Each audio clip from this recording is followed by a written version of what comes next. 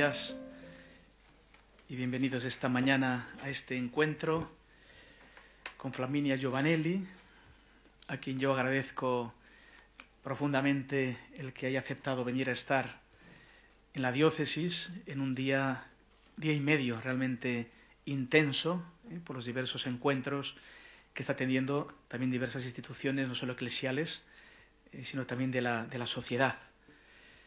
Me parece que es muy importante escuchar el testimonio de una persona que lleva tantísimos años en estas cuestiones de promoción humana, de promoción social, que conoce muy bien las situaciones y las complejidades en diversos lugares del mundo, con un pensamiento pues ciertamente acrisolado en esa experiencia y en la reflexión teológica y en la reflexión filosófica, y por eso le quiero agradecer esta mañana su presencia.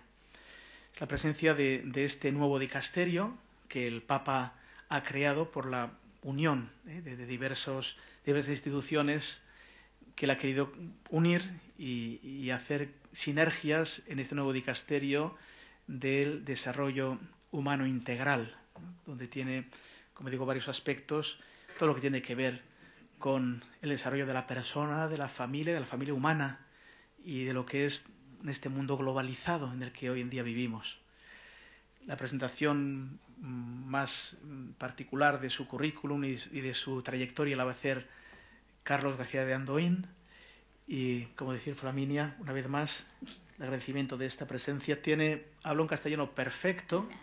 Le dije, ¿y dónde has aprendido el castellano? Me ha dicho, bueno, estuve 4 meses en Colombia. No digo, ya quisiera yo en 4 meses aprender a decir 4 cosas en muchos idiomas. Bueno, la verdad que se le entiende y habla perfectamente el castellano, y por tanto va a ser mucho más fácil para nosotros poder entendernos. Así que gracias y bienvenida. Egunon guztioi, ongi etorri, Flaminia. Voy a dar unos rasgos breves sobre la persona de Flaminia. Flaminia en la actualidad es subsecretaria del Dicasterio para el Desarrollo al Servicio del Desarrollo Humano Integral. En esta tarea pues lleva 2 años, pero previamente, desde el año 2009 fue nombrada por Benedicto XVI subsecretaria del Pontificio Consejo de Justicia y Paz. Y ella ha realizado una trayectoria de 40 años precisamente en las tareas de este Consejo Pontificio en el marco y de lo que fueron los organismos previos. Es una mujer laica, políglota, tuvo su infancia en Bruselas y es una mujer, bueno, pues con formación, es licenciada en Ciencias Políticas, y la relación con ella pues surgió en el marco de Alianza de Civilizaciones acerca de la persecución de las minorías cristianas en Oriente Medio, en los países de Asia. Y en estos años pues ha sido un firme apoyo en lo que es la causa de canonización de don José María Arizmendi Arrieta, el sacerdote fundador de las cooperativas de Mondragón. Ella visitó el propio Mondragón, y creo que pues tenemos en ella pues una mujer que ha desarrollado una responsabilidad de alto nivel en el Vaticano, y que hoy pues tenemos la fortuna de contar con ella aquí en Bilbao. Muchas gracias, Flaminia. Bienvenida. Adelante.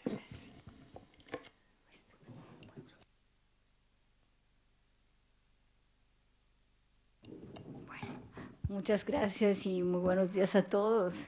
Y bueno, exageraron mucho en las cosas, pero no en lo de la amistad con, bueno, ya con su excelencia, a quien le doy las gracias, y a los amigos de Mondragón, y mi admiración con el padre Arizmendi Arrieta. Es un nombre muy difícil de pronunciar, pero ya lo aprendí. Y así, bueno, y gracias a ustedes por venir aquí a esta presentación. yo suelo de costumbre presentar un poco cómo voy avanzando y en la presentación traté de escribir y fue tan articulada y digo, bueno, se van a asustar. Entonces le doy solo algunos rasgos y después solamente para ver cómo avanzo yo en esta presentación. Así sería, antes voy a hablar un poco del fenómeno en sí, del fenómeno migratorio, que es un fenómeno muy complejo, y tratar de ver cómo se presenta hoy. La complejidad es debida a la globalización, a la hora actual, y todas nuestras sociedades son complejas y todo es siempre más complicado. Y es también una de las razones por las cuales el Papa nos quiso juntar en este dicasterio para poder evaluar los distintos retos de varias perspectivas. Y ese es el fenómeno de la migración migratoria, es un fenómeno muy complejo. Entonces voy a tratar de ver cuáles son las causas, cuáles son las consecuencias y después el qué hacer, y qué hacer a nivel internacional, de la comunidad internacional, qué hacer a nivel europeo, y cuáles son nuestras las responsabilidades como ciudadanos europeos, como cristianos y como cristianos europeos. Y después decirle algo, bueno, y que después se lo dirá mejor el Papa con un video que me llevé sobre un mapa de ruta que él nos propone a nosotros como cristianos, pero también a los gobernantes y a la comunidad internacional. Bueno, y yo además no soy un especialista de la cuestión de migración, pero hubieran sido más adecuados mis colegas de la sección Migrantes y Refugiados, que es una sección aparte de nuestro dicasterio, que el Papa además quiso poner bajo su dirección directa. Ellos tienen 2 subsecretarios que van y donde el Papa, Beati loro decimos en italiano, ellos tienen la suerte de poder ir y lo van a visitar una vez por mes y le relacionan sobre lo que han hecho. Esa es la sección Migrantes y Refugiados. Y eso es también para decir el interés y la preocupación del Papa y de la Iglesia en realidad para la cuestión de las migraciones. Del resto, digamos, el pontificado del Papa empezó con la visita en Lampedusa y cosas muy emotivas y emocionales, y siguió con muchísimos gestos en favor, en ayuda a los migrantes. En realidad es un interés y una solicitud de toda la Iglesia desde siempre, porque la Sagrada Familia de Nazaret, que huye a Egipto, es el arquetipo de toda familia refugiadas y éxules. Así empieza en realidad el documento de 1951 del Papa Pío XII, Exul Familia, y con esta imagen de la familia de Nazaret. Así que es, digamos, desde siempre un argumento y un tema que nos preocupa como en cuanto a Iglesia.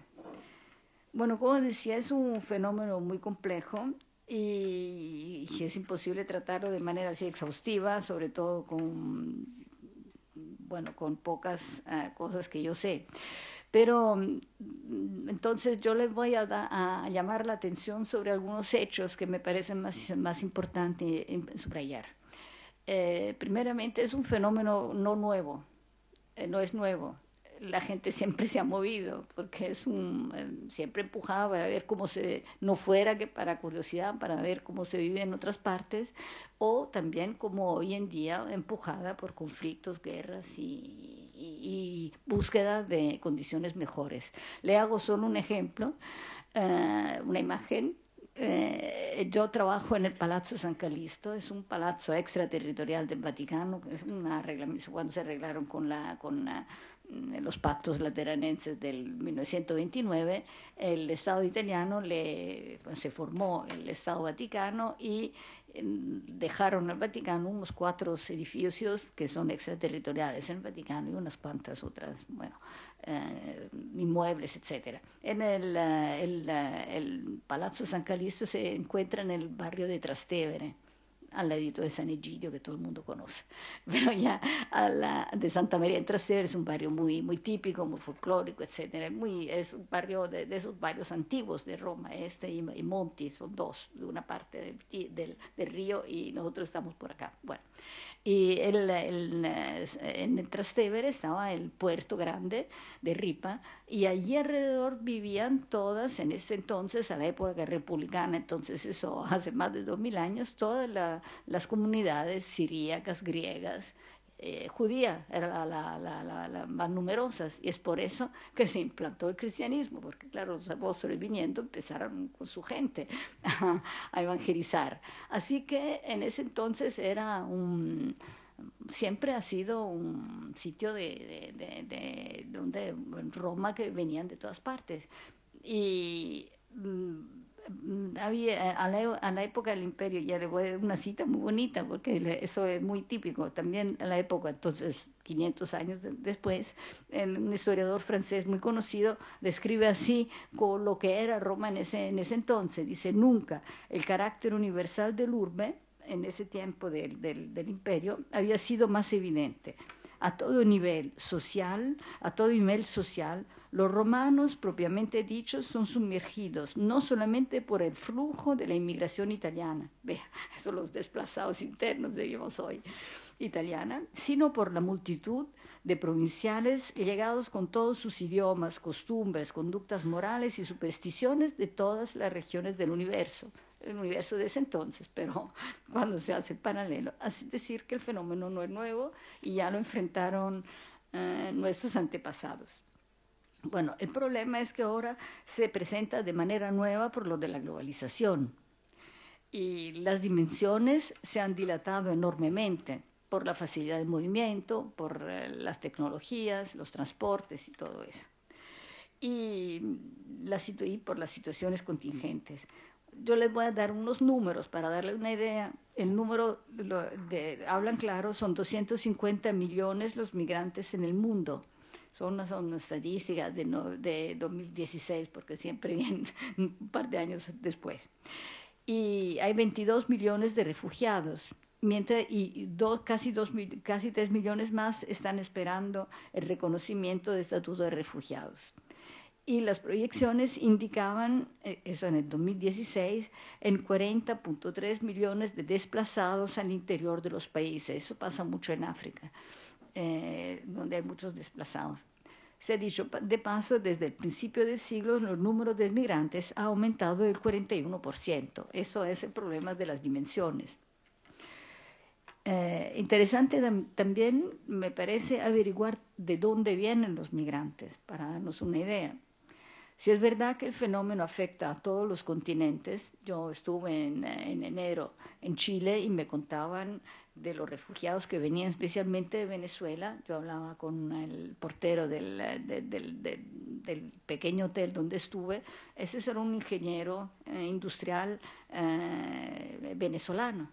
Y me dice que trabajaba muy bien en Venezuela y que tenía un buen sueldo en dólares y que ya había cambiado no sé cuántas multinacionales americanas que estaban por allá.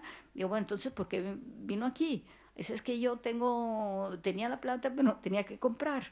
Entonces no había medicinas, no hay medicina, no se encuentra medicina, se encuentra de comer, entonces me fui para ayudar y manda las cosas a casa. Así que ellos también, y hay muchos haitianos también, así, en Chile,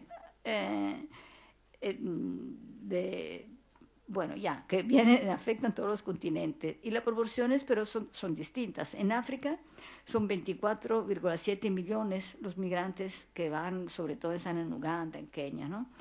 En Asia son 79,6 millones, en las Américas 67, en Europa son 77, en América 67, y en Europa 79 millones, y en Oceanía 8,4 millones. Así que en Europa vienen muchos. Es por eso que tenemos, objetivamente, digamos, con proporciones de territorio, vienen muchos.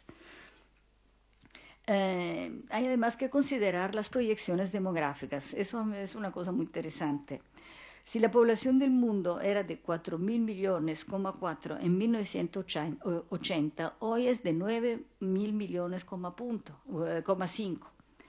Europa, como bien sabemos, se encuentra en un fuerte declive demográfico, como otras regiones del mundo, mientras las poblaciones del Oriente Medio y sobre todo de África han crecido constantemente. Así que África debería alcanzar a tener, según las previsiones, 4.000 millones, 4 habitantes en el 2100, mientras que actualmente tiene 1.000 millones, 2. Así que eso va a ser una explosión. Y representará al finales de siglo el 40% de la población mundial serán africanos, y mientras que Europa será reducida al 11%. Es verdad que las previsiones demográficas no son nunca exactas, porque ya se imagina, pero digamos, aunque uno se equivoquen, pero se van a equivocar del 20, el 30%, no más. De todos modos van a ver, esas proporciones van a seguir siendo más o menos estas.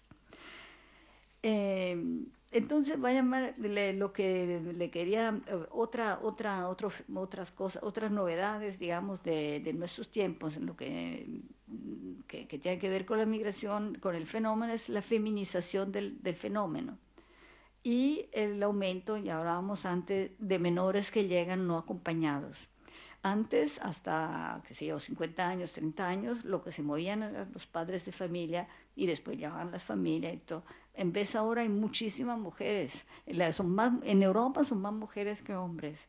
Los que vienen por ahí, yo no sé nada en España, pero me imagino. Con consecuencias graves para las sociedades de allí.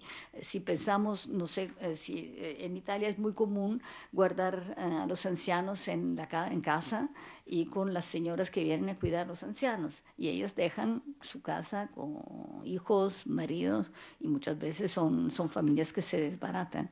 Y así que las consecuencias son graves. Y además tienen esta feminización. Eso es, digamos, un tipo de migración más tranquila, pero hay migraciones que en vez se acaban con la trata. Ya sabemos, con este fenómeno de la trata, sobre todo de mujeres y niños. Y es otro tema que el Papa lo angustia mucho y que nos llama la atención muchas veces. De hecho, estos aspectos dan origen, como decía, al tráfico de personas y esas esclavitudes, como dice el Papa, modernas, que el Papa denuncia muy a menudo. En particular, en el mensaje para la Jornada Mundial de la Paz de 2015, le evocaban las condiciones de vida de muchos migrantes que en su dramático viaje sufren el hambre, se ven privados de la libertad, despojados de bienes o de los que se abusa física y sexualmente. Aquellos que, una vez llegado a su destino, después de un viaje durísimo y con miedo e inseguridad, son detenidos en condiciones a veces inhumanas en las personas obligadas a ejercer, siempre piensa en las personas obligadas a ejercer la prostitución, entre las cuales hay muchos menores, y en los esclavos y esclavas sexuales. Últimamente me tocó también organizar como unas 3 encuentros para los socios de mi asociación. Para nosotros tenemos una asociación que ayudamos en Mozambique, en una zona muy pobre, y así como para informarlos de dónde vienen esas personas, de los problemas de migraciones, etcétera. Y así que me invité en una de esas 3 encuentros, una de esas religiosas que trabajan mucho con las prostitutas. Hay una red de religiosas, una red internacional, se llama Talita Kum, que recupera a esas muchachas que se encuentran, que muchas veces vienen sin saber, le dan o le dicen que van a trabajar aquí o que tienen un novio o lo que sea, y en vez al final acaban en las calles, ¿no? Bueno, en Italia las mujeres representaban el 52% de inmigrantes en el 2016, así recientemente, y creo que no ha cambiado el porcentaje. Y los menores no acompañados eran en este mismo año 27.000, 11.000 más que en el año antecedente. Así se ve que ese fenómeno de que hablábamos, que creo que es común también aquí en España, muchos menores no acompañados. Pero es importante tener en cuenta un último elemento de novedad, el impacto que ejercen las nuevas tecnologías también por el fenómeno migratorio. Aparte de la consideración ya hecha sobre la mayor facilidad de movimiento que los progresos técnicos ofrecen, solamente dos consideraciones. La primera, gracias a las tecnologías infotelemáticas, los migrantes se quedan vinculados a sus países de origen y se vuelven en cierto modo ciudadanos de dos mundos, sobre todo el desarrollo de los teléfonos celulares. En África, por ejemplo, en Gambia hay más teléfonos celulares que personas. En Ghana. Los africanos viven con teléfono celular, aún los muy pobres. Esta zona de Mozambique que yo conozco bien, no tienen electricidad. A pesar de estar a 30 kilómetros y ni electricidad ni agua. La segunda, allí ¿cómo se llama? Esa central hidroeléctrica de todo el continente está allí a 30 kilómetros. Y la gente, 40.000 personas, están sin electricidad y sin agua. Pero tienen celulares y la luz se la hacen con el celular. Esas son las paradojas de nuestros tiempos, pues es que, bueno. Y así era para decir que ellos se mantienen en contacto con su país y son, también eso hace más difícil la integración, porque pues claro, pero es bueno que se queden allí, pero vinculados con la familia, pero esos son muchos hechos contradictorios en el fenómeno de la migración. Y también es que, de una parte, las nuevas tecnologías adoptadas por los sistemas productivos, sería ese 4.0 de que hablamos tanto, estrechan las distancias entre los países, porque claro que nos hacen más cercanos, pero también amplifican las distancias culturales, porque claro que hay el tractor en esta zona de Mozambique de que yo le hablaba, lo llevamos nosotros el año pasado. No lo tenían, pero sí tienen celulares. Y bueno, es que son muchas cosas y trabajaban la tierra con unos instrumentos increíbles, prehistóricos. Bueno, para decirles que este fenómeno se presenta de una manera muy nueva por lo de la globalización. Las causas del intensificarse del fenómeno migratorio. Bueno, me pregunté, bueno, nos preguntamos por qué. Considerado siempre lo que decía al inicio, que la gente siempre, bueno, no fuera que por curiosidad se ha movido, las causas, como siempre, yo creo que son dos, la violencia y la pobreza, digamos, esencialmente. La violencia. Si es verdad que los conflictos y las guerras, propiamente dichos, son menos numerosos que en el pasado, cuando se cuentan, uno va a ver las estadísticas en internet, es fácil averiguar, los conflictos son más mortales por las armas que hay y si se considera que son 67 los estados donde se cuentan situaciones de conflictos graves, hay que darle razón al Papa Francisco cuando habla de Tercera Guerra Mundial por partes. Y una consideración más la merece el hecho de que es en el continente africano que se verifica el mayor número de guerras y violencias extremas. Son 29 los estados africanos en donde se constatan estas situaciones. No hay entonces que sorprenderse de que el número de personas que llegan a nuestras costas y que piden el estatuto de refugiados en Europa, mejor dicho, en los países de la Unión Europea, sea tan considerable. El otro día, antes de salir de aquí, anteayer, recibimos la visita de los obispos de Nigeria. Le aseguro que los cuentos que nos hacen de lo que pasa allí, de Boko Haram y de tantas otras violencias por otros grupos, dice, hay cantidades de otros grupos que ni sabemos cómo se llaman, pues son distintos. Una situación de violencia, de miedo, enorme. Pues por eso hay tantos nigerianos que se marchan. Y no es ni en conflicto, pero el país, pero una situación de violencia muy grave. Fuimos muy presionados para los cuentos de los obispos. Bueno, la pobreza, o más bien la pobreza relativa, es la otra causa que empuja a la gente a buscar condiciones de vida materiales mejores. En la hora de la globalización, el problema de la pobreza se presenta de manera distinta, porque la pobreza es, ya como es sabido, absoluta o relativa. Y con ambos tipos de pobreza tiene que ver la globalización, que se ha ido desarrollando vertiginosamente gracias al desarrollo de la tecnocracia, como sabemos. No hace falta detenerse sobre el fenómeno que ya lo conocemos todos, lo vivimos cotidianamente.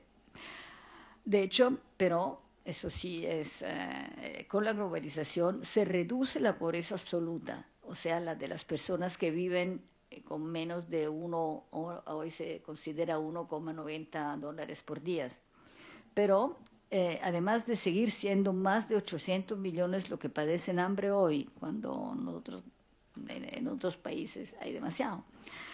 Y de todos modos, una persona que muere de hambre es un escándalo. Pero además de ser 800 millones, sobre todo mujeres, niños y ancianos, los que mueren de hambre, con la globalización crece considerablemente la pobreza relativa. Es decir, crecen las desigualdades entre ciudadanos y entre países. El hecho es que la globalización, con el desarrollo de la nueva tecnología, ha puesto en moto un mecanismo caracterizado por la exasperación de la competitividad. El problema es este, y no todos están en posición de poder competir, no fuera que por dones naturales, que si bien es capaz de producir rápidamente nueva riqueza, es muy débil e ineficaz en lo de la redistribución de la riqueza. Y porque además tiende a privilegiar dos bienes particulares que son el conocimiento y las capacidades tecnológicas. Así que eso ya les explica por qué esas inigualdades con ese sistema van creciendo. El aumento de la desigualdad en el mundo se muestra de manera eficaz en la siguiente comparación. En 1820, la distancia que separaba a los países ricos de los países pobres era de 3-1. En la actualidad es de 100-1. En la actualidad esos son datos de hace 2 o 3 años por un economista serbo, Milanovic, que ha estudiado mucho esas cuestiones de desigualdad. Bueno, entonces es incomparablemente más grande, ¿no? Datos recientes se pueden encontrar también en el informe Una economía para el 99%, de que mucho hablaron el año pasado, que publicó la ONG inglesa Oxfam para el World Economic Forum, que es cada año. Y allí también en ese fórum de poderosos economistas o emprendedores hablaron mucho de la cuestión de la inequidad, porque de todos modos es algo que afecta también el mercado, esas desigualdades. No es solamente por bondad, pero bueno, en este informe Oxfam denuncia que tan solo 8 hombres en realidad, poseen la misma riqueza que la mitad más pobre de la población mundial, o sea, casi 4 millones entonces era 4.000 millones de personas. Cabe decir que naturalmente la globalización no es el único elemento que causa este aumento de las desigualdades, porque entran en juego también las asimetrías de poder político, social y económico. Sabemos ya que la democracia favorece más igualdad, etc. Los estudios de Amartya Sen, pero todo eso tiene mucho que ver. Bueno, ahora lo que hace sufrir, por así decirlo, a la gente es la pobreza relativa. Porque cuando todo el mundo está pobre, la gente no se da cuenta. Yo me acuerdo siempre, no advierte la pobreza. El cardenal, el prefecto de nuestro dicasterio, viene de Ghana, y él siempre nos dice, cuando éramos niños, 10 hijos, éramos pobres, pues sí, y ni teníamos zapatos, pero como nadie tenía, Entonces nunca yo he tenido una infancia muy, muy feliz porque no sabía. No me daba cuenta porque la gente no tenía zapatos, punto. Pues hoy yo veo las muchachas que yo sigo en mi asociación, pues para nosotros es difícil también mandar fotos, ¿no? Porque se ven con el WhatsApp la diferencia. Eh, Entre ellos, y además en África también hay unos pocos ricos, hiper ricos, pues muchísimo. También allí el mismo fenómeno de desigualdades se reproduce en los países dichos, porque en realidad en recursos son mucho más ricos que nosotros, empobrecidos, donde la gente es pobre. Bueno, así que la pobreza relativa es ese problema. Estudios recientes han demostrado que la desigualdad interpersonal a nivel global, es decir, de países, es sin embargo mucho mayor de la desigualdad interna, incluso en países notoriamente más desiguales como Brasil, por ejemplo. De todos modos, sigue siendo la desigualdad entre países más grande que entre personas del mismo país. Y la desigualdad de clase, que era dominante en el siglo XIX, ha sido sustituida por la desigualdad atada al lugar en donde uno se encuentra a vivir. Así que hoy, para entender el desafío de la desigualdad, hay que pasar de los proletarios a los migrantes. Allí se ve la diferencia de la desigualdad. De esta manera se entiende, me parece mejor, el fenómeno de las migraciones por un lado, y por el otro nos quedamos avisados de los riesgos que se verifique, como ha sido predicho por una verdadera lucha entre las etnias, que acabará para sustituir la lucha de clase. Esto es un artículo, una parte muy interesante de un libro de Michel Camdessus que acabo de leer sobre el mundo de 2050. Y así que hacen estas previsiones. Bueno, la globalización, eso es un punto que a mí me parece, personalmente, lo creo que es lo que nos hace también difícil y hace que este fenómeno sea más complejo. Es que a mi parecer, moralmente, hoy en día, por lo de la globalización y todo lo que he dicho sobre la pobreza relativa, es muy difícil moralmente hacer esta distinción entre refugiados y migrantes económicos.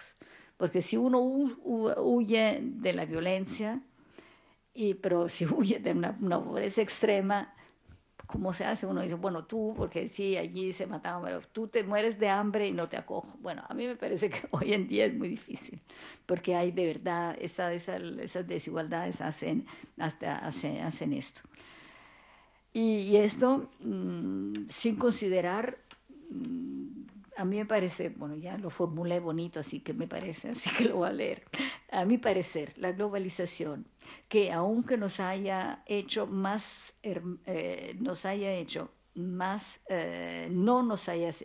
aunque no nos haya hecho más hermanos, sí nos ha hecho más cercanos.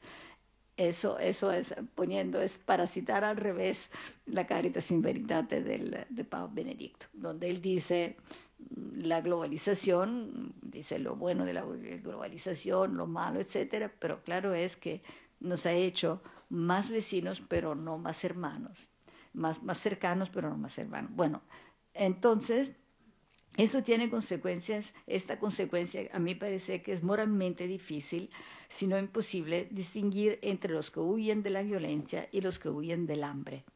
Y esto sin considerar las responsabilidades, que son responsabilidades directas de los países desarrollados sobre el empobrecimiento de las regiones de proveniencia de los migrantes, con el fenómeno del acaparamiento de tierras, el land grabbing, por hacer un ejemplo, la lucha por el predominio energético y tecnológico que son combatidas en países ricos de recursos naturales. Antes me pedía la periodista sobre esta cuestión de la minería, de las minas de coltán en Congo. Esas son todas cosas que los países desarrollados disfrutan. Y o también la financiarización de la economía. Por ejemplo, hoy en día el problema de la deuda internacional de los países pobres se presenta de manera totalmente distinta. No era como hace 20 años en que eran las instituciones financieras las que prestaban y que ponían condiciones difíciles de cumplir, etcétera. Hoy se presenta con esos hedge funds, bueno, eso es otro estilo, pero también tenemos muchas responsabilidades. Bueno, la consecuencia. Esa es una de estas consecuencias de esa novedad en que se presenta el fenómeno, es esta dificultad de distinguir entre migrantes económicos y refugiados.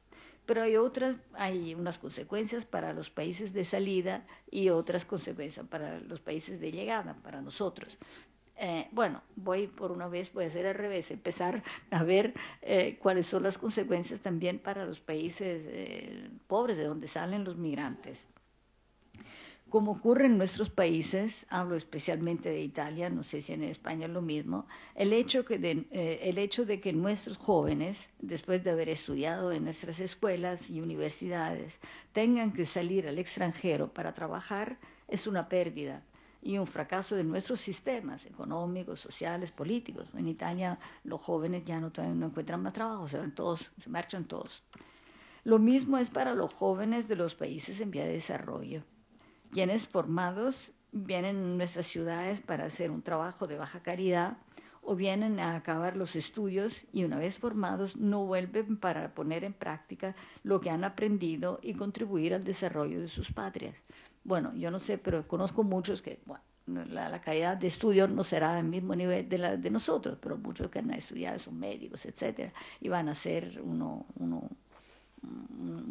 profesiones, tal vez ahí en el rincón de bueno, no se pueden colocar aquí a hacer la profesión que han aprendido allá. Pero no es solamente, digamos, el brain drain, que es una disminución para esos países en desarrollo. Lo hay también la salida de los jóvenes que no son educados y que provienen de zonas rurales, son muy pobres, porque esos jóvenes son los que tienen más coraje. Es la gente que tiene más ganas de hacer algo, de ver cosas nuevas, y así que se le quedan los ancianos o los que no tienen iniciativa. Ellos pierden los que tienen iniciativa. Así, bueno, yo no hablamos, sin hablar de esas cuestiones, claro, de gente malintencionada y todo eso, sí hay, pero es un porcentaje menor. Bueno, aquí va pero la contradicción. El dinero que los migrantes mandan a casa, las remesas, son esenciales para los países en desarrollo, puesto que estas constituyen, eso siempre me ha llamado mucho la atención, nosotros organizamos, la ONU hace conferencias de financiación para el desarrollo y todo eso, cosas muy importantes, pero en realidad la primera fuente de financiación del desarrollo son las remesas de los emigrantes, como siempre ha sido. También nuestros países se han construido sobre las remesas de los emigrantes. Y lo que sí es un escándalo es lo que el banco les cobra. Eso es otro punto para mandar la plata a casa. Bueno, esas remesas son esenciales. Constituyen la primera fuente de financiación de desarrollo y por gran parte de esos países, sino enorme parte del PIB de esos países.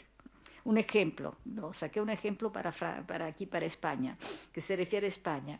El 6% del PIB de Bolivia es representado por las remesas de las mujeres bolivianas que trabajan en España, solo mujeres, Y vuestro país, España, es el cuarto país de acogida de migrantes bolivianos en el mundo. Así es decir, que quién sabe que tal vez esos 6% es mucho mayor en Bolivia del PIB.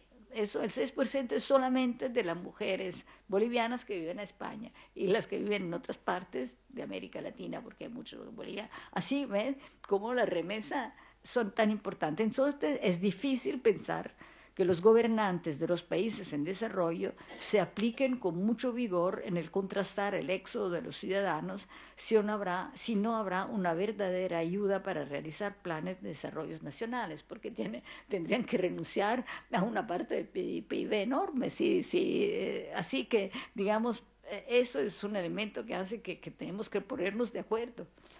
Sí, ayudar al desarrollo local, porque si no, esa cosa no se puede, el equilibrio, el desequilibrio va a seguir. Bueno, voy a llamar la atención también sobre otro tema relacionado con este. Es de los niños que se quedan huérfanos o abandonados, otra contradicción a mi parecer, en los países de guerra o en conflicto. A ese propósito me llamó la atención una iniciativa que leí el otro día en el periódico católico italiano, y parece que en Alepo se acaban de lanzar un proyecto que se llama Un Nombre y un Futuro, porque hay muchísimos niños huérfanos o abandonados por mujeres que han sido violentadas durante la guerra por guerrilleros del ISIS, etcétera, y que desprecian los niños, que no tienen culpa, obviamente, y las mujeres mismas que sí son maltratadas por eso, por este hecho, donde también no tienen culpa. Así que hay cantidades de niños en Alepo. Y se pusieron de acuerdo, eso es bonito porque es una iniciativa, digamos, interreligiosa. El vicario apostólico se llama allí, sí, un vicario apostólico, el obispo pues católico de allí, el gran muftí y los franciscanos de Tierra Santa para acoger los niños y para que se queden allí. Bueno, es verdad que si esos niños fueran adoptados tendrían una vida mucho mejor en nuestros países, pero también es verdad que el Papa y los obispos hacen llamamientos muy a menudo para que se queden allí, porque si no, para que sobre todo los cristianos se queden en esta zona. Así que, y también la gente de allí, yo me acuerdo haber hecho un viaje en Siria hace muchos años, unos meses antes que empezara la guerra, y me acuerdo que lo que decían todos los cristianos, los patriarcas y todos, decían, bueno, los cristianos aquí somos un puente entre israelí y árabes, y es un papel de mediación muy importante. Así que después, con persecución y guerra y todo eso, bueno, ya se ve como la cosa se complica. Y bueno, así que son cosas para decir que hay contradicciones en todo eso. Y las consecuencias para nuestros países, muchos las sabemos, pero les voy a llamar la atención sobre algunos puntos. Vivimos en países de acogida, así conocemos los argumentos en favor y en contra a la acogida más o menos generosa de los migrantes. Ambos argumentos, ambas clases de argumentos, cabe decir, muchas veces son manipulados y utilizados por fines políticos. Eso ya lo hemos vivido en Italia también en las últimas elecciones. Bueno, hay primeramente un aspecto positivo. La gente que llega tiene gana y energía para trabajar, son energías nuevas, para trabajar duro. Y muchas veces lo hacen con el resultado de revitalizar nuestras economías. En Italia, en el 2017, han aumentado del 3.7% las empresas dirigidas por extranjeros, mientras que el porcentaje de las dirigidas por italianos bajó de 0.1%. Así que se ve como tienen energías nuevas. Efectivamente, hay que reconocer que los migrantes constituyen también un problema, porque son concentrados en algunas regiones. Eso es, hay veces también en Italia hay leyes también complicadas, porque así que no se le puede pagar, no se puede dar trabajo. Y hubo, por ejemplo, unos alcaldes que le dio por llamar a revitalizar pueblitos lejanos donde la gente se había ido, y les había puesto a trabajar, y bueno, y le fue mal porque no tuvieron dificultades con la ley, etcétera. Y en ver la integración se hacía muy bien, así que es muy difícil que son todos procesos lentos, que el fenómeno se presenta de manera nueva, y sobre todo en un país como Italia, que siempre ha sido un país de emigrantes y no de recepción, y nos encontramos, bueno, sin experiencia además. Bueno, de todos modos, es para decir que son concentrados en algunas regiones, se concentran de trabajo, y por el hecho de que la mayoría de ellos son jóvenes. Y así hay un decalaje, como se dice, también con la población alrededor. El problema es distinto. Hay igualmente el problema que es necesario tener approaches diferentes para enfrentar tipos de migraciones diferentes, porque hay migración temporáneas, permanentes, forzadas, bueno, así que hay que hacer leyes distintas, difícil.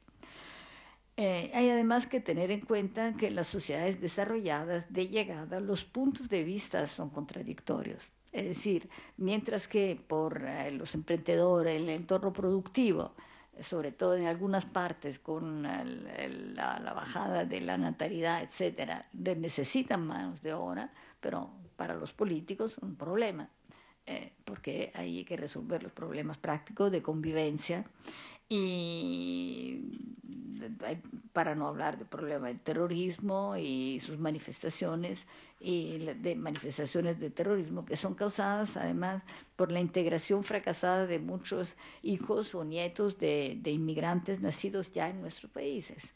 Así que se ve que para los políticos es un problema. Los emprendedores, en Estados Unidos es la misma cosa.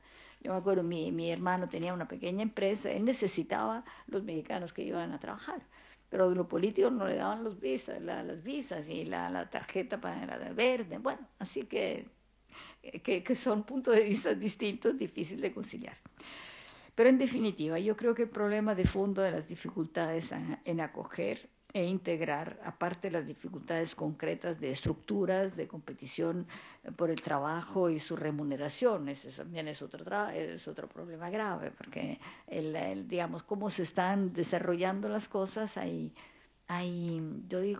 riesgo a veces que haya una guerra entre pobres y empobrecidos por el otro lado, porque los sueldos en nuestros países, pues, después de la crisis de 2008, bueno, por lo menos en Italia son bajísimos.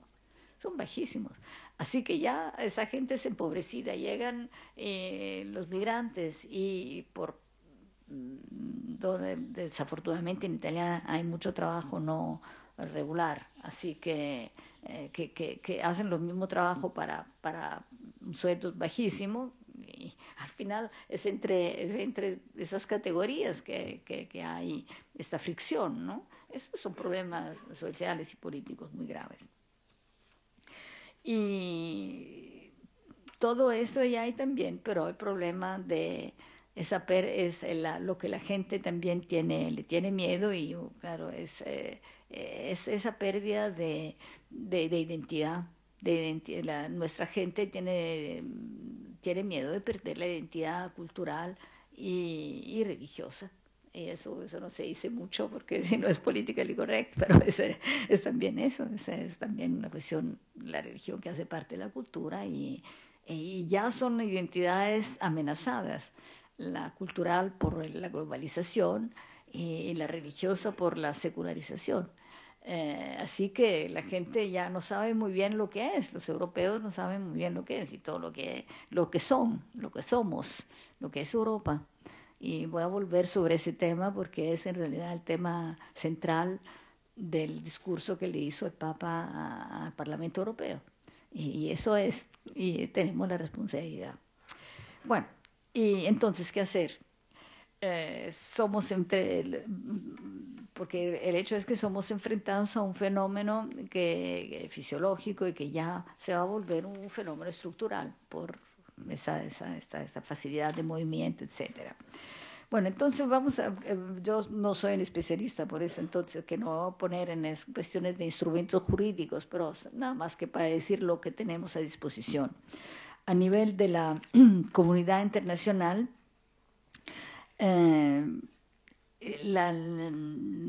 somos los instrumentos, le voy a citar el instrumento, digamos, jurídico internacional, siempre son instrumentos, son necesarios y absolutamente esenciales, pero en realidad ya sabemos todos que los instrumentos jurídicos sirven y son necesarios, pero si no se aplican o si el comportamiento y las culturas de la gente no lo aceptan, no sirven para nada, porque ya son así.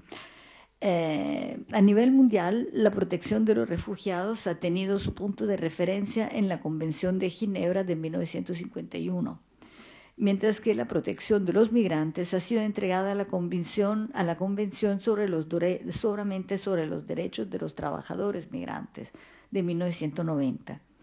Y sabemos cuánto, con el gran flujo de migrantes, el respeto de sus derechos de trabajadores han ido disminuyendo. El principal organismo especializado en las migraciones es la Organización Internacional de Migraciones, que está teniendo siempre más importancia. Y ahora fundada, no hace parte, no creo que es de la familia de las Naciones Unidas, pero es una organización internacional gubernamental. Y hacen parte 165 estados ahora.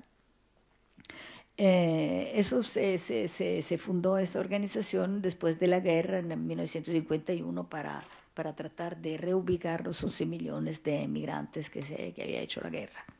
Bueno, recientemente, para hacer frente a los grandes movimientos de personas que se intensificaron en estos últimos 15 años, en la cumbre de la ONU celebrada en septiembre, la cumbre sobre migrantes de 2016, los líderes mundiales elaboraron la Declaración de Nueva York y se acordaron para desarrollar los pactos globales.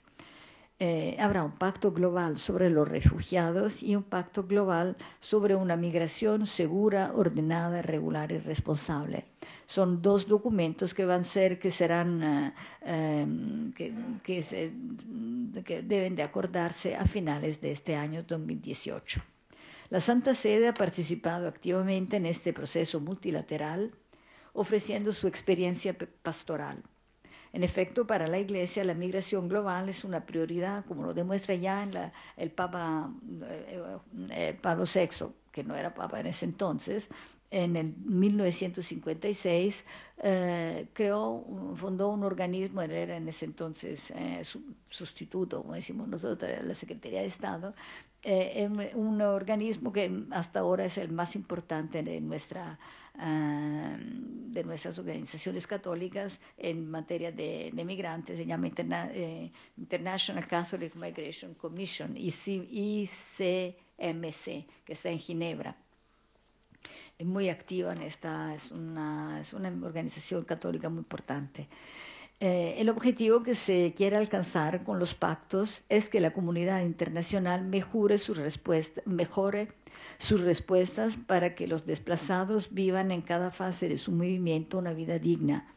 La sección Migrantes y Refugiados de mi dicasterio ha elaborado este documento que, retomando las enseñanzas de Papa Francisco sintetizadas en los 4 verbos acoger, proteger, promover e integrar, ofrece una respuesta a los refugiados y migrantes en 20 puntos de acción pastoral y 20 puntos de advocacy, como se dice, para ayudar en puntos de acción, le dice aquí, sería de advocacy. Bueno, voy a volver a finales de mi presentación, que si no falta más mucho, sobre este punto.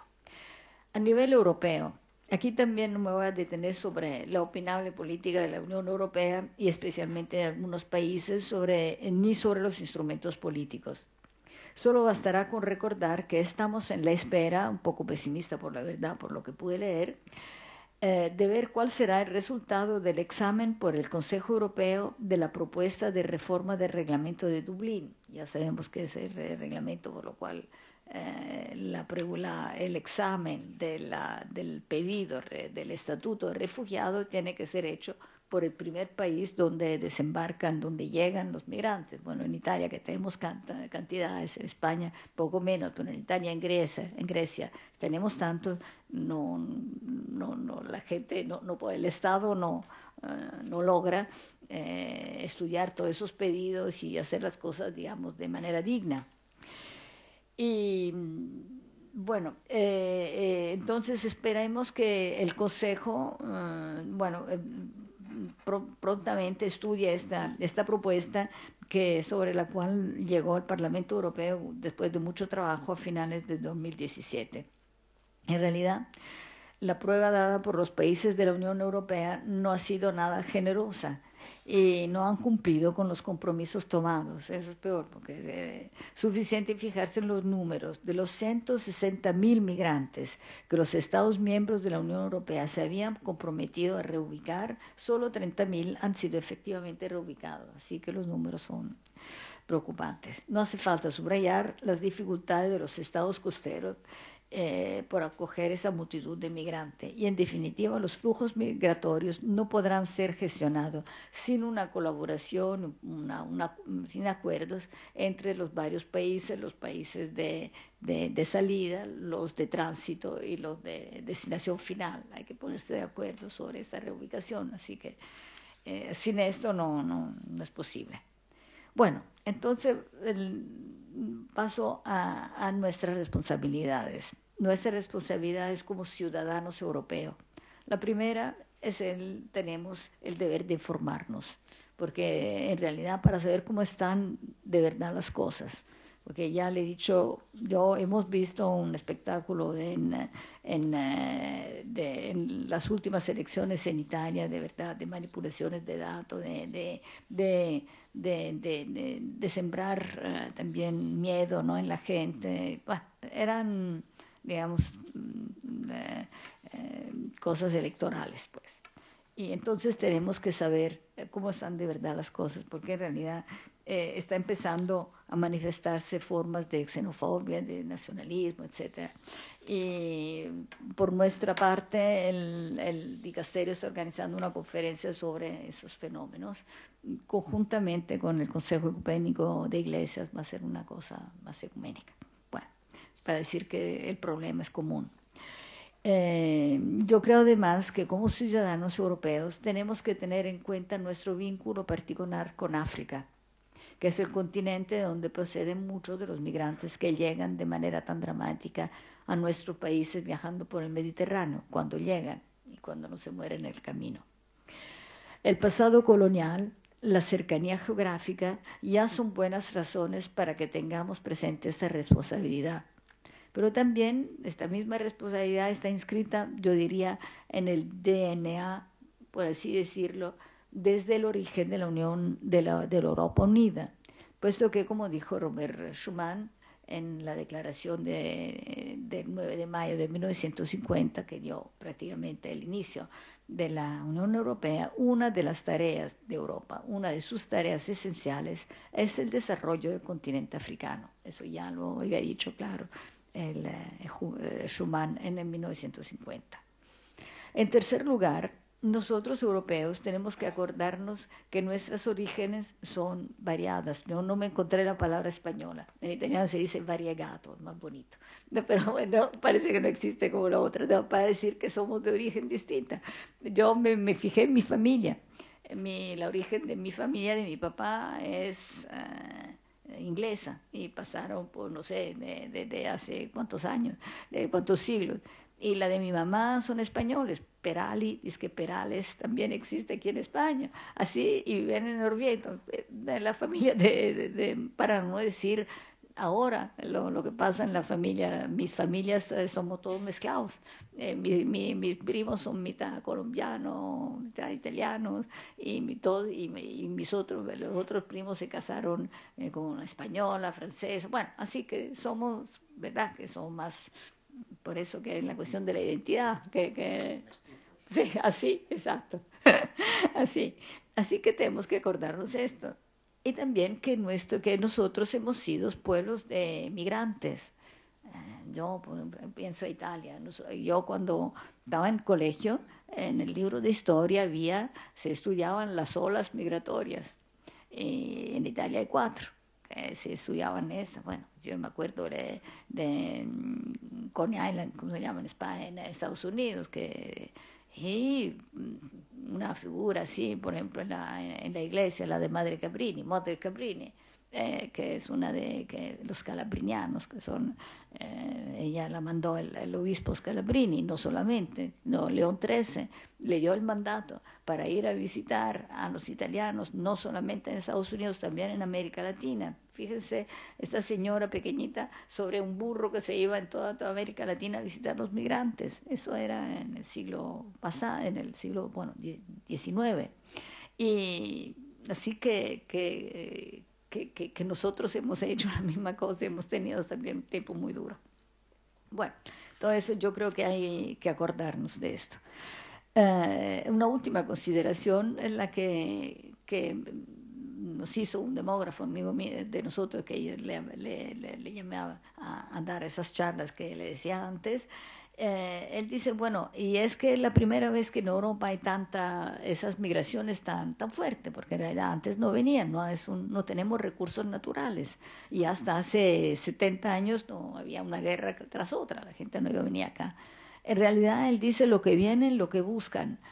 Los que vienen aquí sí es el trabajo, claro, y condiciones de vida mejores, pero esencialmente lo que buscan es nuestro sistema de Estado de Derecho, de governance, de respeto de los derechos humanos. Dice, es la seguridad que les da esto. Bueno, por ejemplo, ya lo habíamos hablado ayer con el Endacari, esta cosa de la inscripción ¿cómo le llamamos? En el padrón, ¿no? Eso es esencial.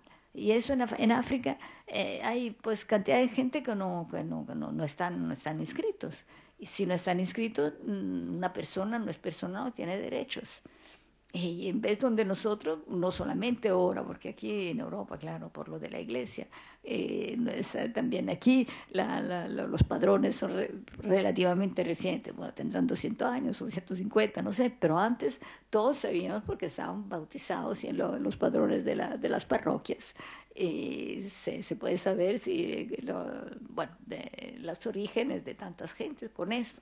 Nosotros tenemos ese sistema allí, pues no. Así que esto es muy importante. Bueno, nuestras responsabilidades de cristianos.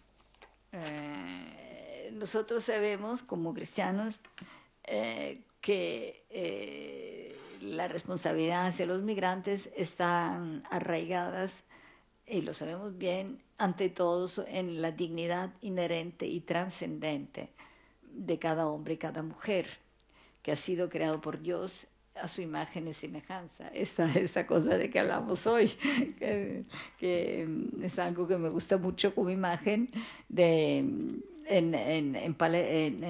Monreale, cerca de Palermo, en Sicilia. Hay unos mosaicos maravillosos muy antiguos, creo que son del siglo XII, no sé, donde está toda la creación, y cuando se ve Dios que crea el hombre y tienen la misma cara. Y eso es visivamente es un concepto que lo rende muy bien. Bueno, tenemos después la firme convicción que la familia humana es una. Y así tenemos un deber de considerarnos vinculados con los otros seres humanos por vínculos de fraternidad.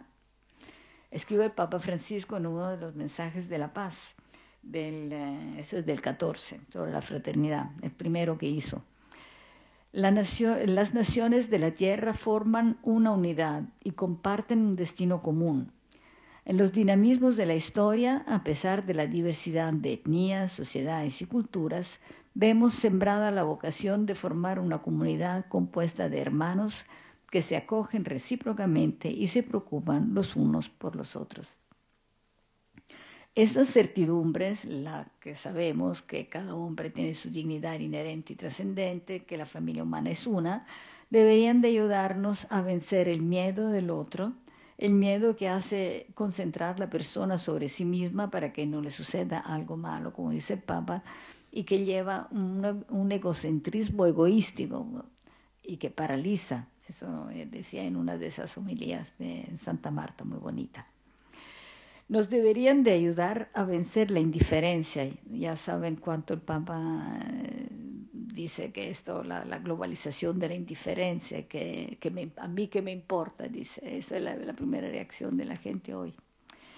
Esa certidumbre siempre del hecho que el hombre, de la dignidad humana y de la familia humana, de una familia humana, tienen que ayudarnos, en fin, a que nuestras acciones sean inspiradas por la virtud moral y la actitud social de la solidaridad, conjugada con los principios de la subsidiariedad, también hacia nuestros hermanos y hermanas migrantes. Bueno, esos son nuestros principios que tenemos como cristianos.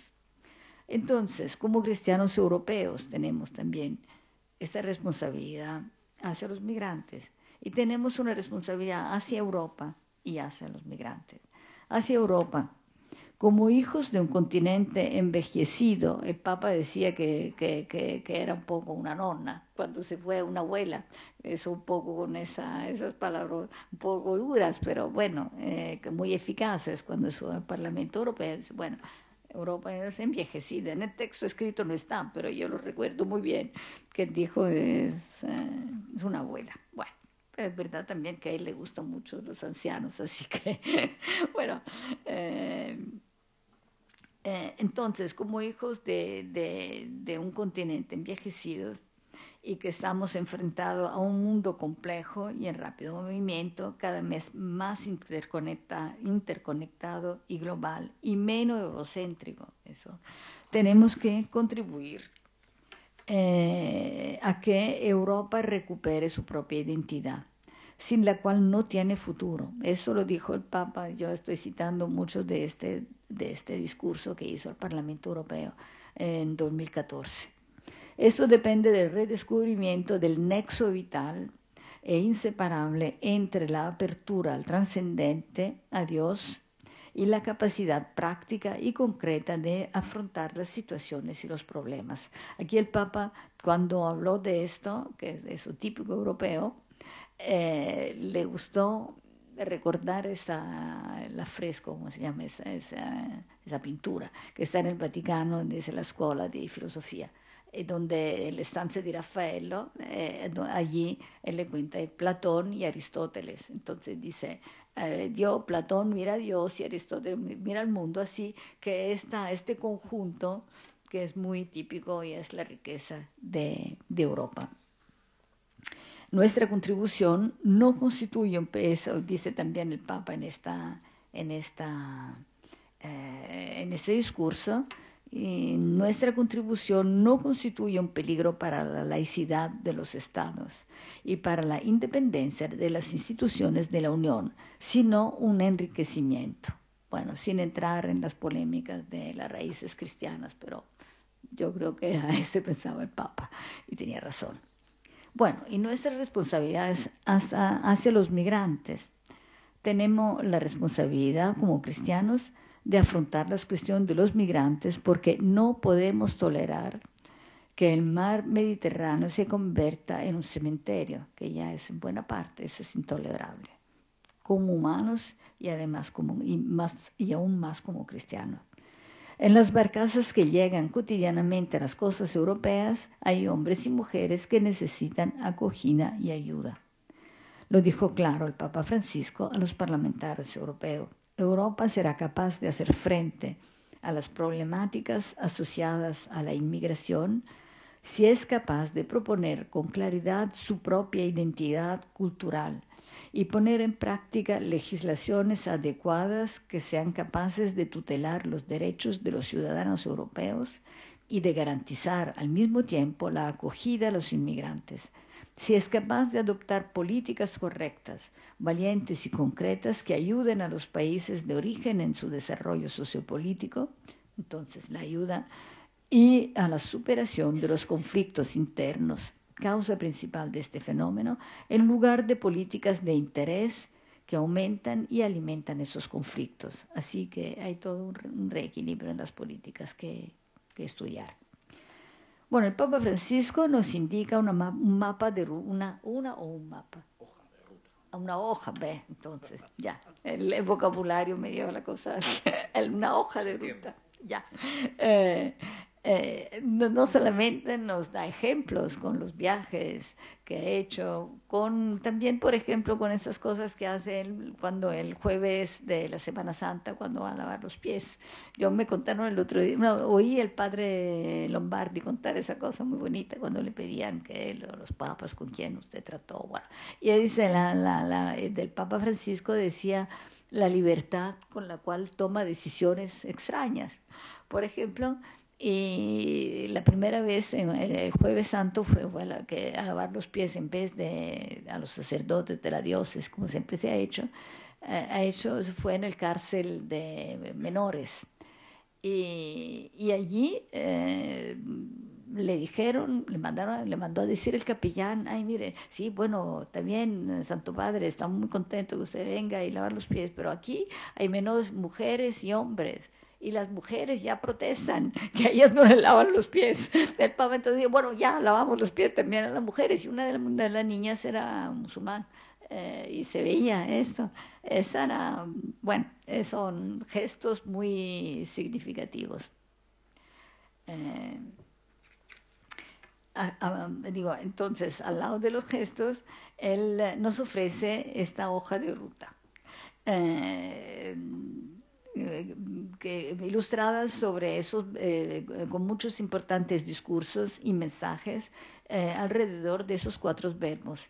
Empezó en 2017 y sacaré de allá las palabras para explicarle lo que él entiende, pero después los ha desarrollado también en el mensaje para la Jornada Mundial de la Paz de este año, también en el mensaje para los migrantes del año también de 2018.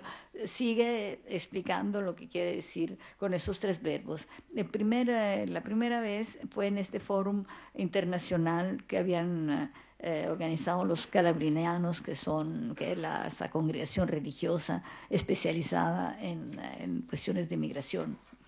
Y eso fue en 2017, en febrero.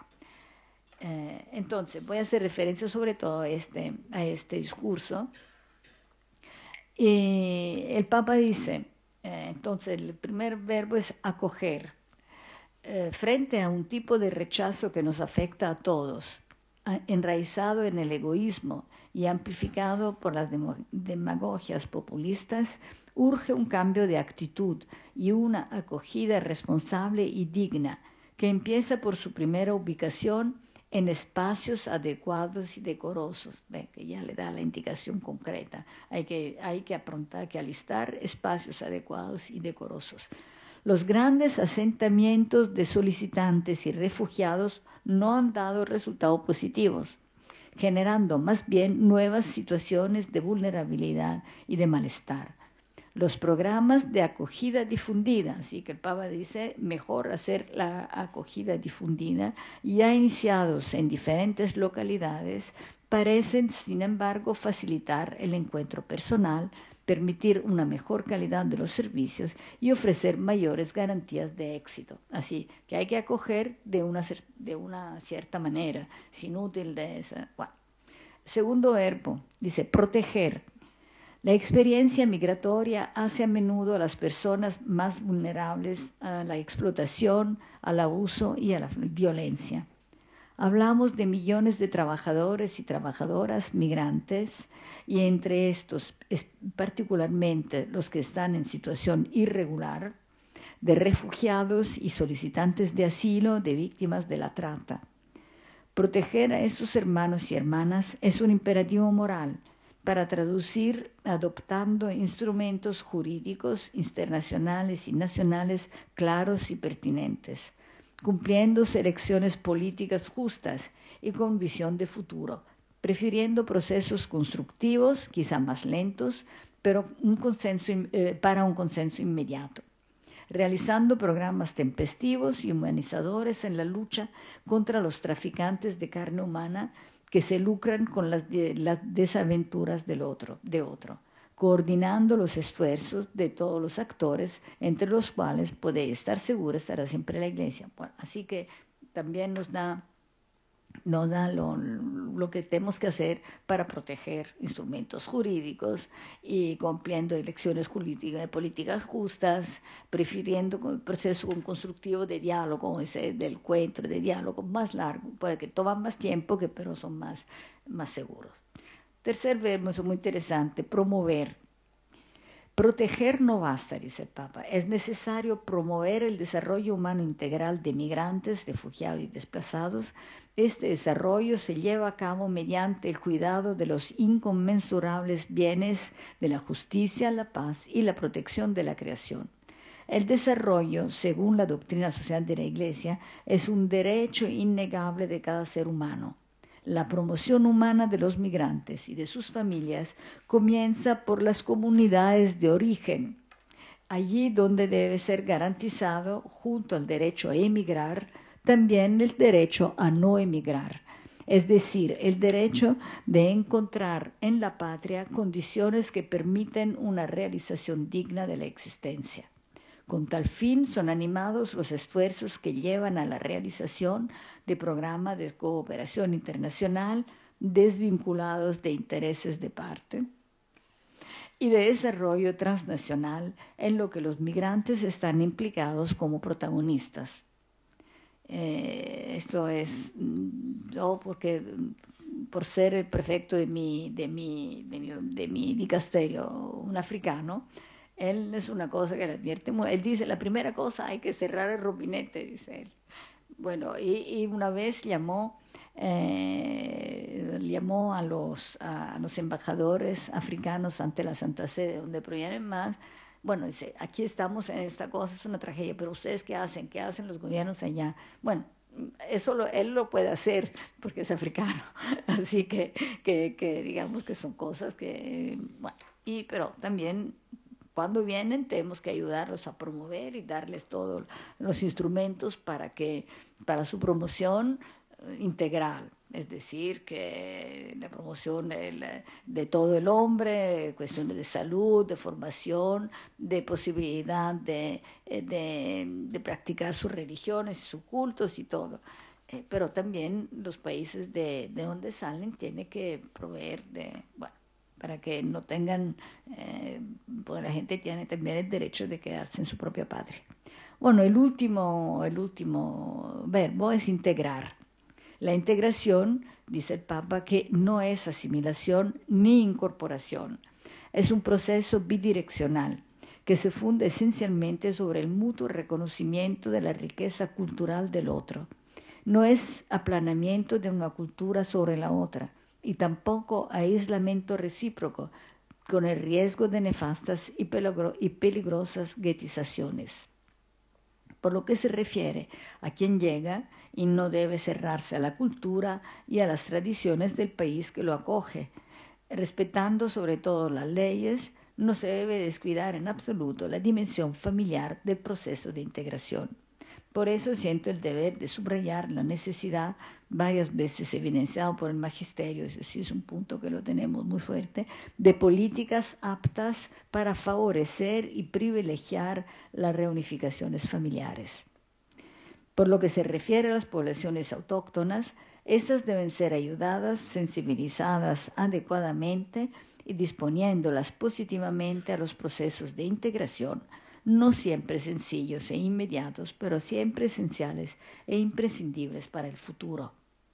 Bueno, así ya les consigno esta hoja de ruta y creo que no podemos, con algún instrumento más, porque tanto ya se hace aquí, ya, en muchas partes, y especialmente en el País Vasco, ya después de los encuentros que hemos tenido ayer, ya vemos que es muy activa en este sector de integración de los migrantes, pero son unas líneas más que el Papa nos ofrece y tengo mucho trabajo por adelante.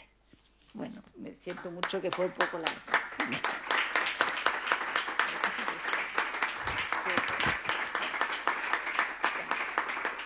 ¿Le podemos poner Tenemos un vídeo del Papa, pero quizá, si te parece, Flaminia, sí.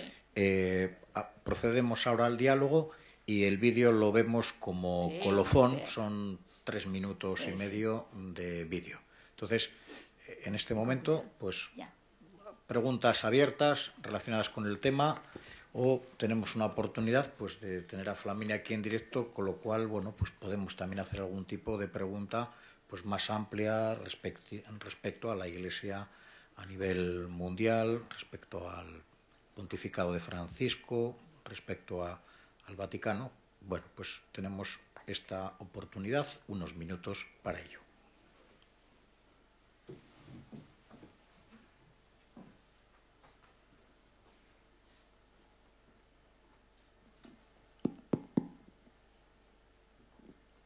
Buenos días, gracias. ¿Qué logros ha tenido el dicasterio y el Papa en esta defensa de los migrantes y de los refugiados con los líderes políticos concretos? ¿Quién ha hecho más caso y quién se ha reído más? Bueno, esto no, digamos, en detalles no se lo puedo decir. Es decir, que todo lo que se refiere a ¿cómo se llama?, relaciones intergubernamentales y también multilateral, como se suele decir, eso es algo que lo trata directamente la Secretaría de Estado. Así que no sabré decir, digamos, de lo que sale de afuera, de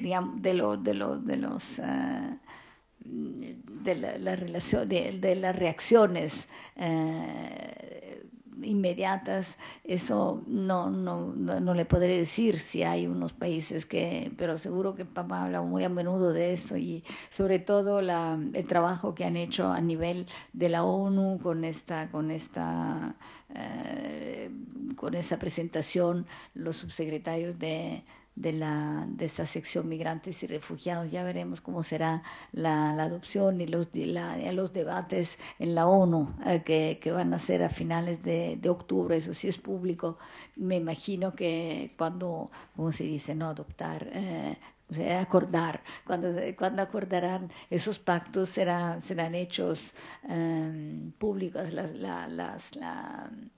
Habrá que estar listos para ver cuáles son las reacciones oficiales, por lo menos de los gobernantes. ¿Sí? Bueno, en realidad yo creo que mucho son las iglesias particulares, ¿no?, que en cada estado, por ejemplo en Italia, seguramente mucho trabajo de la acogida lo hace Cáritas, lo hace esta oficina de refugiados de los jesuitas, y varias partes de los migrantes como dice, se ponen de acuerdo a nivel regional o de ciudades. Son cosas más inmediatas, porque la Iglesia le sirve, es necesaria, porque sin las estructuras del Estado no están listas. Así que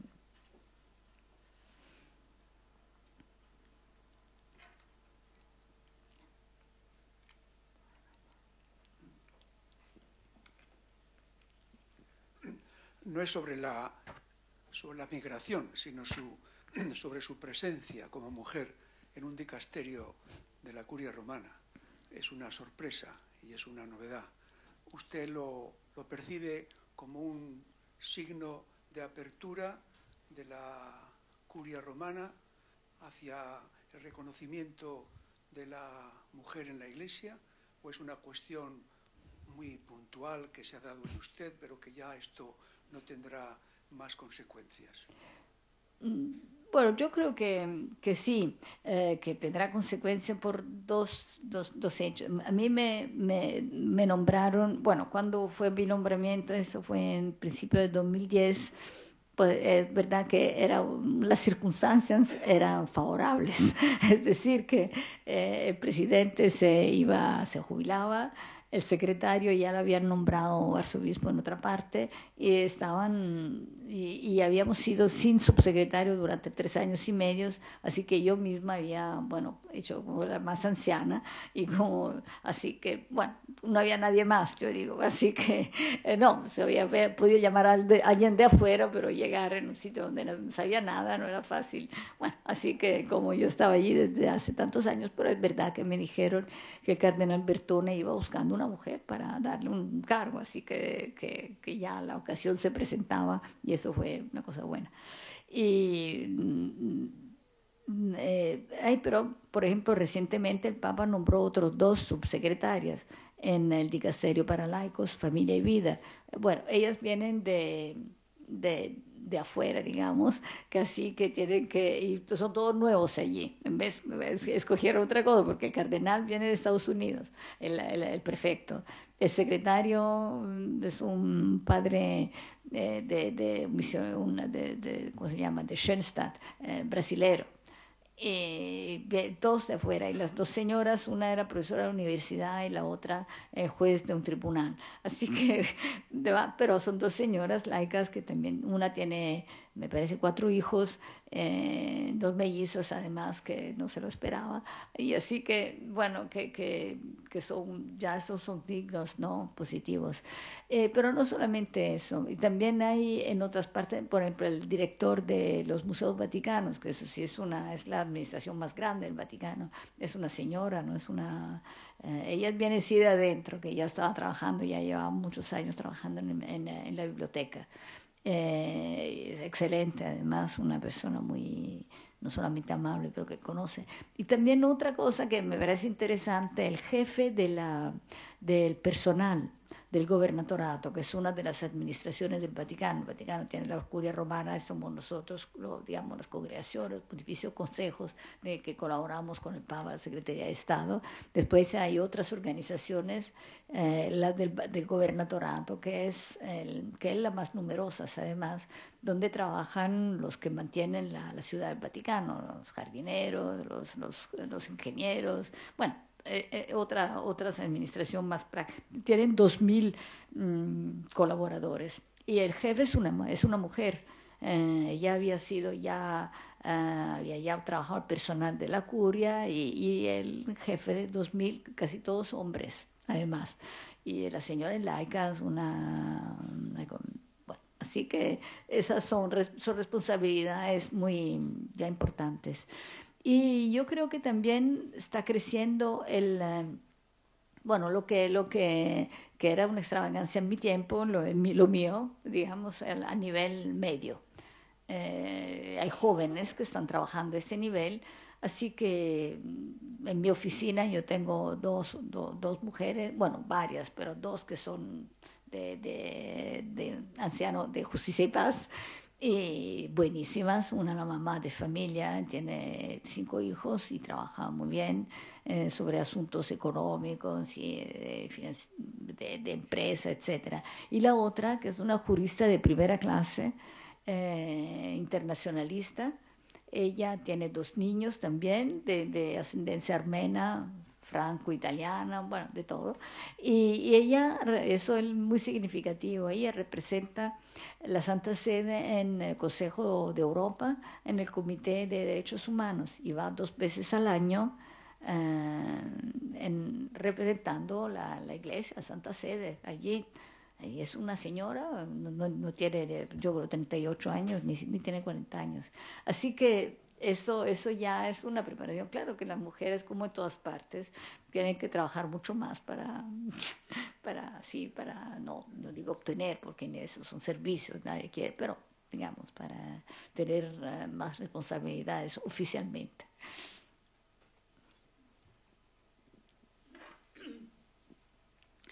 Mencionaba la reunión de Nueva York de las Naciones Unidas sobre los asuntos migratorios y que había participado la Iglesia como tal. Siendo esto un foro tan importante, ¿cuál ha sido la posición de la Iglesia Católica en este foro sobre este tema? bueno, de los detalles no le podré decir, pero seguramente son esos argumentos que encuentra usted en ese documento, en donde le explican está lo de la acogida y lo de preguntar. Esta presencia de la Iglesia en los foros, en la ONU y en la cosa es muy importante y es una presencia de todos los días. Ahora con las tecnologías, nos llegan prácticamente casi todos los días las declaraciones que hace el representante de la Santa Sede en la ONU, que es un arzobispo filipino, y tienen un equipo muy, muy bien entrenado allí.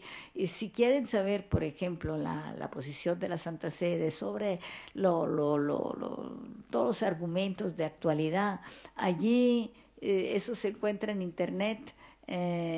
Con gran facilidad en la página web de la Santa Sede y le ponen todas las declaraciones sobre cualquier de estos temas sociales muy, muy importantes. Así que claro que eso, la posición de la Santa Sede con de los migrantes y de los refugiados, la defensa de sus derechos, de su dignidad, de los derechos fundamentales que son de la salud y a la instrucción, la formación, la integración de eso.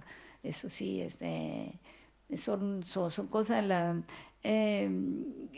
digamos que la influencia, por lo menos, si no la influencia, pero el respeto por la Santa Sede en esos foros internacionales es muy reconocido, porque en realidad la Iglesia eso no representa, no tiene intereses particulares.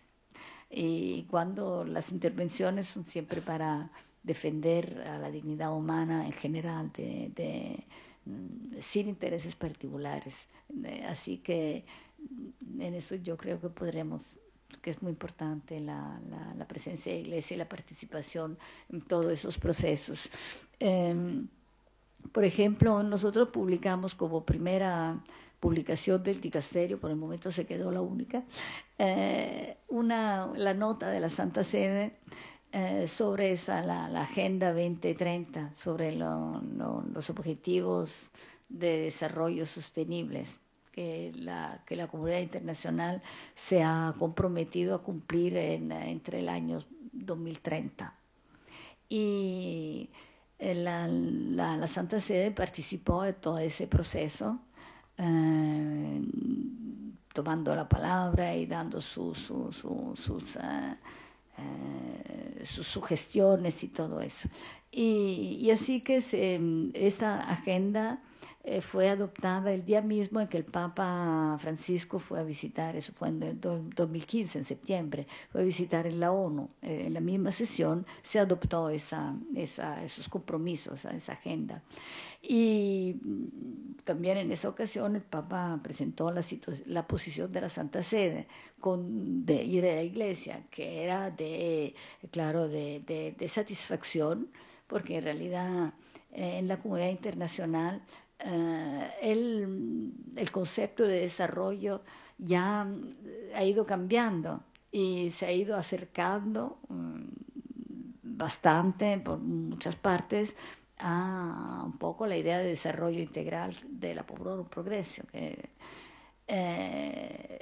Pero también hay varios puntos en que no estamos de acuerdo. Y el Papa lo dijo claro, y son las reservas.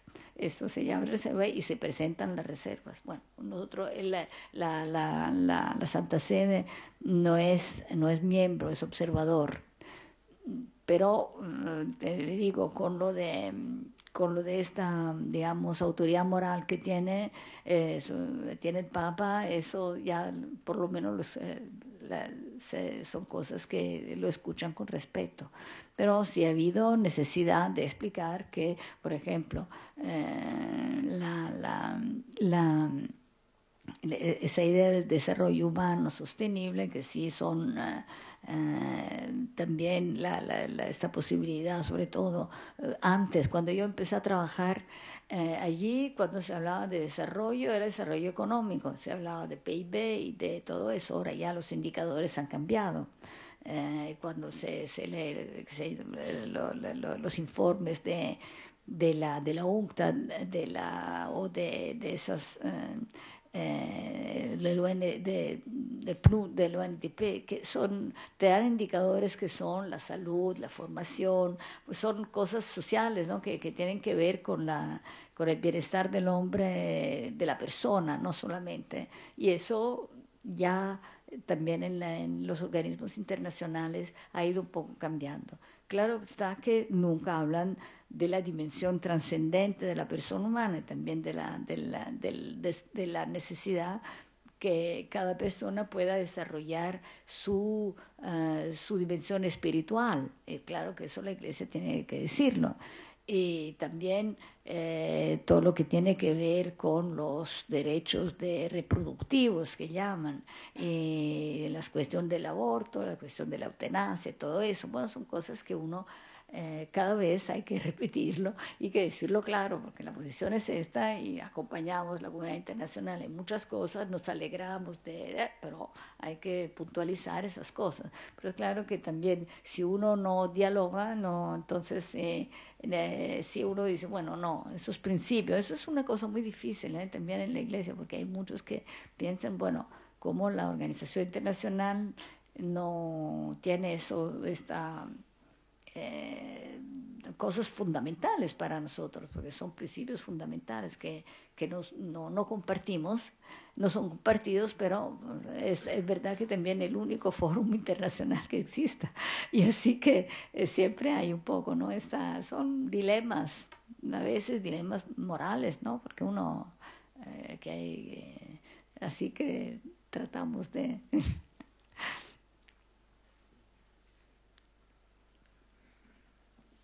Buenos días. Ha comenzado señalando la complejidad de Sí. todas estas cuestiones, que ciertamente lo es. Recientemente la Universidad de Deusto y de Comillas, Sí. las dos jesuitas, han publicado un estudio que titulan Acoger sin integrar, siendo que la acogida ya es muy escasa en tema de refugiados, pero luego hay una dificultad muy grande a la hora de integrar a esas personas, principalmente con el tema de vivienda y de empleo. Por ejemplo, daban el dato que el 20% de las personas que obtienen el estatus de refugiados tienen titulación universitaria, pero hay muchas trabas para conseguir una homologación de esas titulaciones. Es simplemente un ejemplo. No sé, desde su visión así como más global, percibe que desde la Iglesia, desde distintas organizaciones, surgen iniciativas, diría como más proféticas, más atrevidas, para no estar siempre como condicionados por todos estos impedimentos a nivel de estados y de, no sé, se realiza lo de corredores humanitarios. Hay experiencias que nos den un poco de luz. ¿Cómo se podría abrir ahí? Técnicamente no sé. Es decir, seguramente mis colegas que tratan esas cosas, que saben, y hacen un trabajo muy práctico. Y ellos seguramente tienen más informaciones. Yo no le podría decir si, pues claro que hay esas experiencias de los corredores humanitarios que sí son muy interesantes.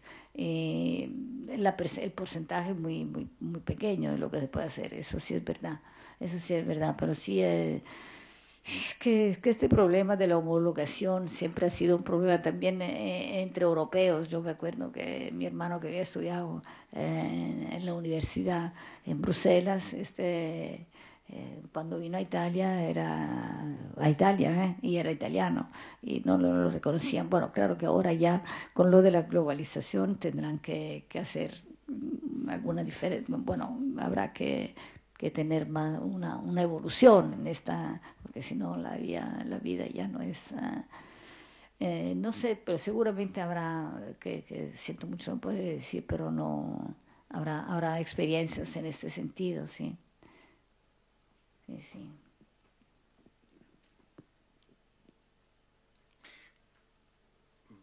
Una última pregunta.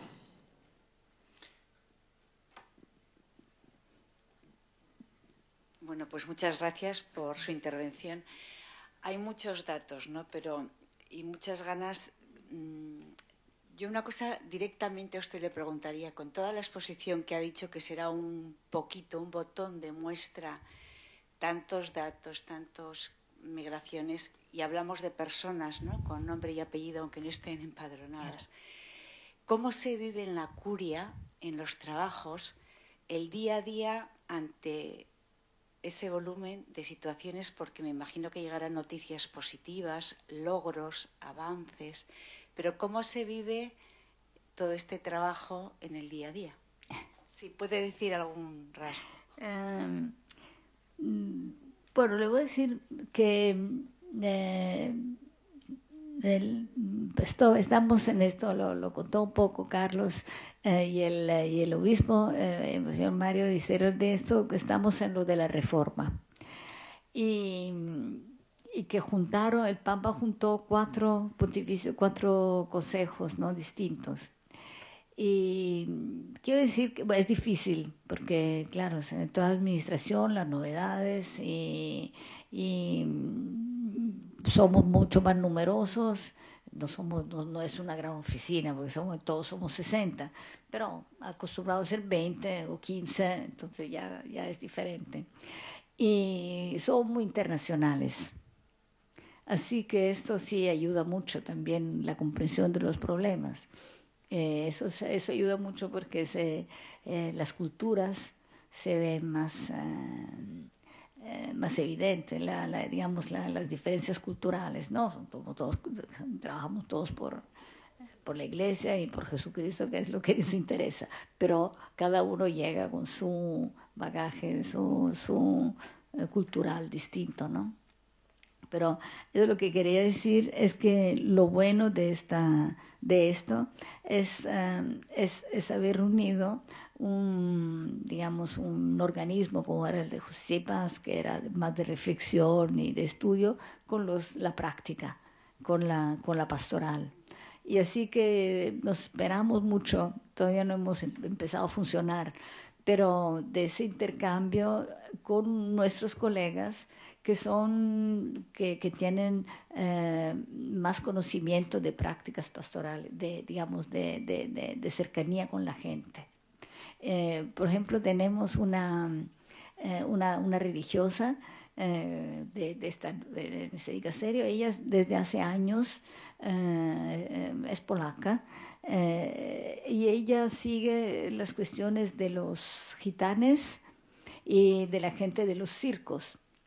Y ella los conoce y va y sigue, va en estas reuniones que tienen. Y son todas experiencias que llegan, son experiencias de personas, de cómo viven de manera diferente y de cómo, pero también hay vocaciones sacerdotales, mientras pues son cosas que eso no se había ocurrido. Eso es lo bueno de la fase actual, de poder ser, y es lo que quiere el Papa, y tiene razón.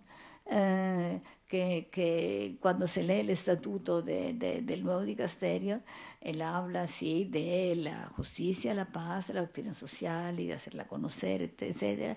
Y también el papel, tenemos la responsabilidad de mostrar la cercanía de la Iglesia y del Papa a los enfermos, a los migrantes, a los refugiados, a los pobres, a todo eso. Y eso nos abre una perspectiva nueva.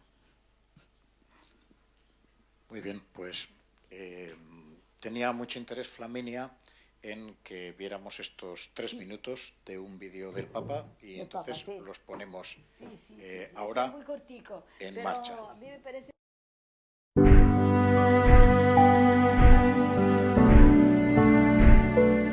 Le migrazioni nelle loro diverse forme non rappresentano certo un fenomeno nuovo nella storia dell'umanità. Esse hanno marcato profondamente ogni epoca, favorendo l'incontro dei popoli e la nascita di nuove civiltà.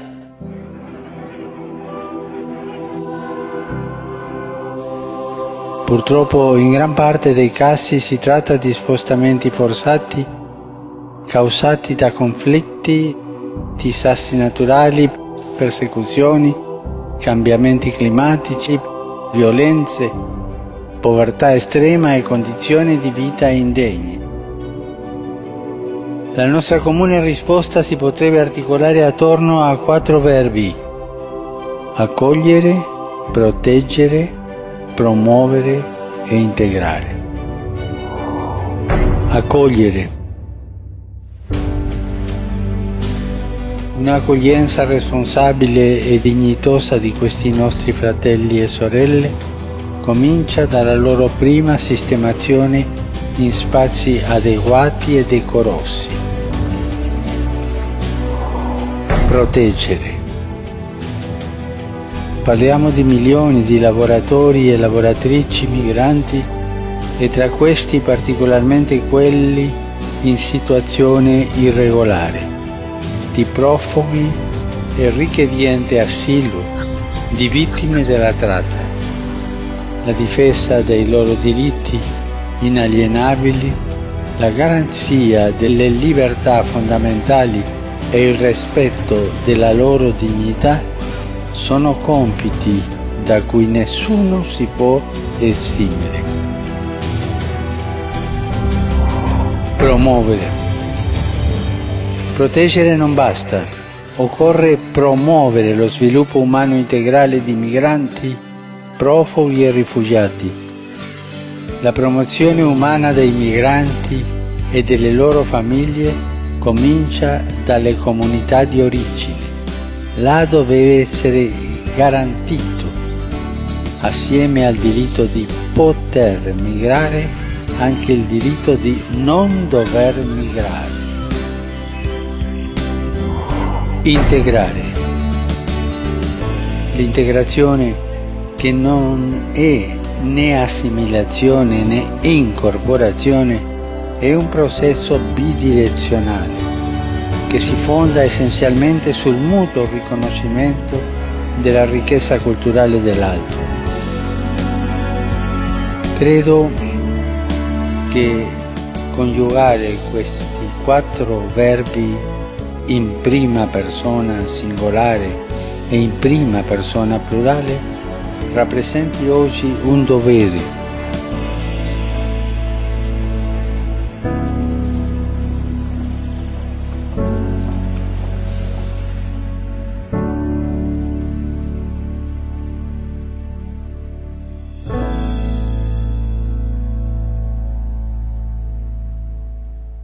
Bueno, pues vamos a terminar.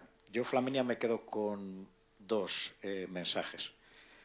Uno, de que la globalización nos hace vecinos, pero no nos hace hermanos. Y el otro, que cada vez es más difícil de comprender desde un punto de vista moral esa distinción entre migrantes y refugiados. Unos por la violencia, otros por el hambre, por la pobreza extrema, pero moralmente esto es difícil de diferenciar y difícil de poder luego justificar tratos o actitudes diferentes. Flaminia, muchas gracias por tu aportación, por tu visita y bueno, pues un aplauso